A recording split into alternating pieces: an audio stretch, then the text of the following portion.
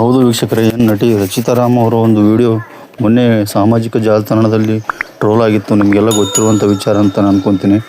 ಈ ವಿಚಾರದಲ್ಲಿ ನಟಿ ರಚಿತಾರಾಮ್ ಅವರು ಒಂದು ಅಭಿಮಾನಿ ರಾಯಲ್ ಎನ್ಫೀಲ್ಡ್ ಒಂದು ಹೊಸ ಬೈಕನ್ನು ಖರೀದಿ ಮಾಡಿ ರಚಿತಾರಾಮ್ ಅವರ ಒಂದು ಗಾಡಿ ಮೇಲೆ ಕೂರಿಸ್ಕೊಂಡು ಒಂದು ರೈಡ್ ಹೋಗ್ಬೇಕನ್ನೋ ಒಂದು ಆಸೆ ಇರುತ್ತೆ ಅಭಿಮಾನಿಗೆ. ಹಾಗಾಗಿ ಆ ಅಭಿಮಾನಿ ರಚಿತಾರಾಮ್ ಅವ್ರನ್ನ ಒಂದಿಷ್ಟು ಫೋರ್ಸ್ ಮಾಡಿ ಗಾಡಿ ಹಿಂದೆ ಏನು ಕೂರಿಸ್ಕೊಂಡು ಹೋಗುವಂಥ ಕೆಲಸ ಆಗಿರುತ್ತೆ.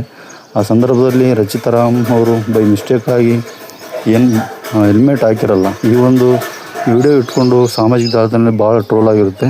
ಇದ್ರ ಬಗ್ಗೆ ಒಂದಿಷ್ಟು ಸ್ಪಷ್ಟೀಕರಣ ಕೊಡಬೇಕಂತೇಳಿ ರಚಿತಾರಾಮ್ ಅವರು ಒಂದು ವಿಡಿಯೋ ಮಾಡಿ ಎಲ್ಲ ಒಂದು ಅಭಿಮಾನಿಗಳಲ್ಲಿ ಒಂದಿಷ್ಟು ಕೈ ಮುಗಿದು ಮನವಿ ಮಾಡಿದ್ರು ಅಂತಲೇ ಹೇಳ್ಬೋದು.